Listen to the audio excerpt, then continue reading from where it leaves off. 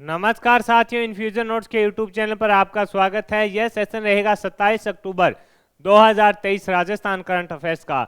इस सेशन में जितने ही राजस्थान करंट अफेयर्स से संबंधित महत्वपूर्ण प्रश्न बन रहे हैं उन पर मैं आपके साथ जानकारी शेयर करूंगा और साथ ही उन प्रश्नों से जुड़े जो भी महत्वपूर्ण तथ्य होंगे उनकी भी जानकारी मैं आपके साथ साझा करूंगा। और साथियों, अंत में 5 महत्वपूर्ण प्रश्न जो राजस्थान की राजनीतिक व प्रशासनिक व्यवस्था है उसके देखेंगे।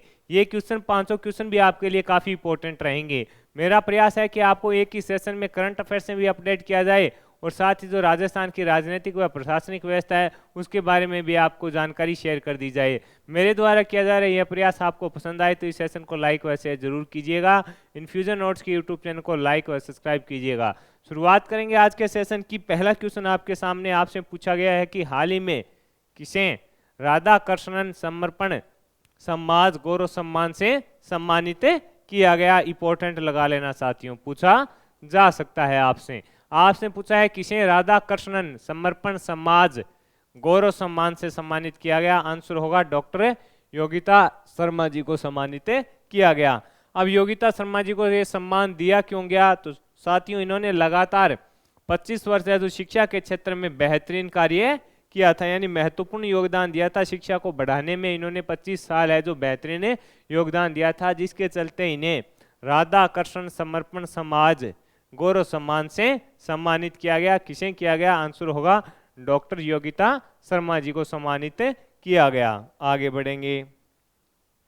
अगला क्वेश्चन आपके सामने है। आपसे पूछा गया कि हाल ही में प्रदेश के राकेश भेड़ा ने चीन में आयोजित चौथे पैरा एशियन गेम्स में 1500 मीटर दौड़ में कौन सा पदक अपने नाम किया, तो आंसर होगा कांस्य पदक है। कौन सा, तो आंसर होगा कांस्य पदक है जो अपने नाम किया है। किसने, राकेश भेड़ा ने।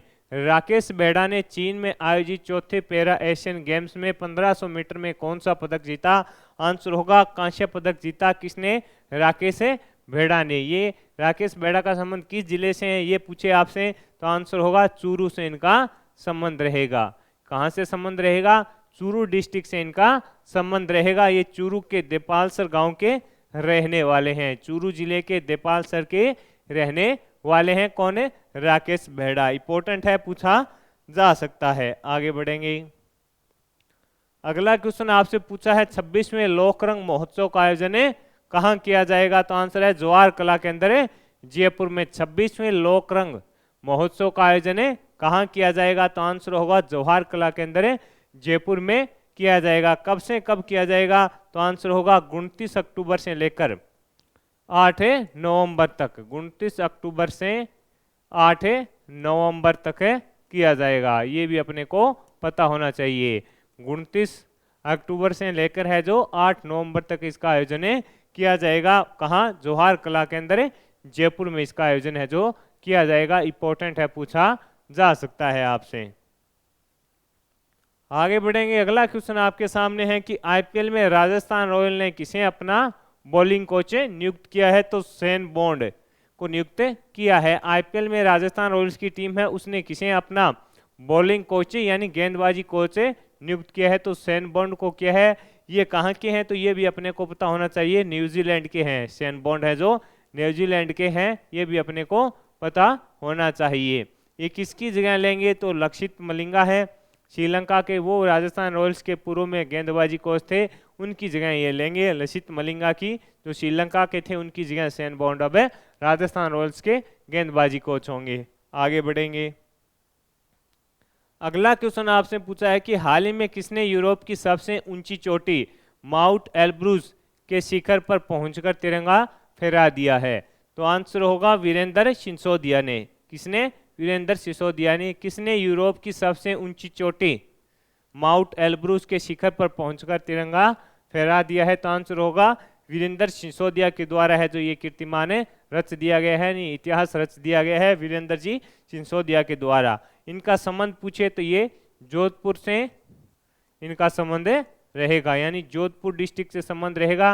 और ये घटना कब की है, तो 13 अक्टूबर की घटना है, ये भी अपने को पता होना चाहिए। यानी 13 अक्टूबर को है जो वीरेंद्र सिसोदिया जी के द्वारा यूरोप की सबसे ऊंची चोटी है जो माउंट एल्ब्रूस, उस पर तिरंगा फहराकर देश व राजस्थान का भी नाम इन्होंने रोशन किया।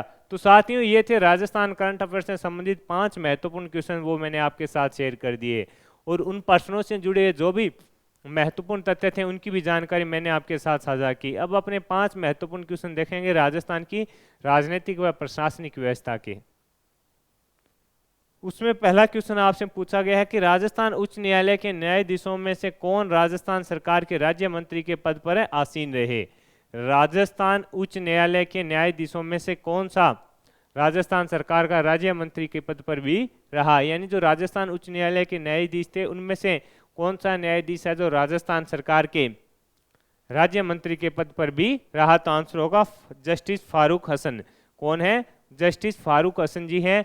वो साथ में तो न्यायाधीश रहे और साथ में राजस्थान सरकार के राज्य मंत्री के रूप में भी रहे। कौन है? फारूक हसन। इंपॉर्टेंट है, पूछा जाता है। इसी प्रकार के क्वेश्चन साथियों लगातार आपने अगर सेकंड ग्रेड का एग्जाम दिया था पिछला, तो आपको पता होगा कौन से समय में राज्यपाल कौन था, कौन से समय में मुख्यमंत्री के समय कौन राज्यपाल था। इस प्रकार के क्वेश्चन अब ज्यादा पूछे जाने लगे हैं, तो ये क्वेश्चन इंपॉर्टेंट हो जाता है। किस तारीख को राजस्थान उच्च न्यायालय के नियम 1952 प्रभावी हुए थे? तो 1 अक्टूबर 1952 से। यानी आपसे पूछा है किस तारीख को राजस्थान उच्च न्यायालय के नियम 1952 है जो प्रभावित हुए थे, तो आंसर है 1 अक्टूबर 1952। राज्य के मुख्य न्यायाधीश और अन्य न्यायाधीशों की नियुक्ति की जाती है, तो भारत के मुख्य न्यायाधीश और राज्य के राज्यपाल के साथ परामर्श करें राष्ट्रपति के द्वारा। यानी आपसे पूछा है राज्य के मुख्य न्यायाधीश और अन्य न्यायाधीशों की नियुक्ति किसके द्वारा की जाती है, तो भारत के मुख्य न्यायाधीश और जो राज्य है उसके राज्यपाल के साथ चर्चा करके राष्ट्रपति जी के द्वारा की जाती है। यानी भारत के मुख्य न्यायाधीश और राज्य के राज्यपाल के साथ परामर्श कर राष्ट्रपति जी के द्वारा है जो नियुक्ति की जाती है। आगे बढ़ेंगे।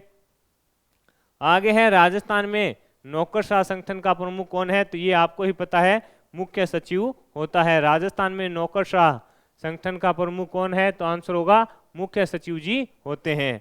आगे है मुख्य सचिव के पद पर नियुक्त होने वाले अधिकारी का किसके द्वारा चयन किया जाता है? तो आंसर है मुख्यमंत्री जी के द्वारा। यानी मुख्य सचिव के पद पर नियुक्त होने वाले अधिकारी का किसके द्वारा चयन किया जाता है? आपको पता है मुख्य सचिव को कौन नियुक्त करता है?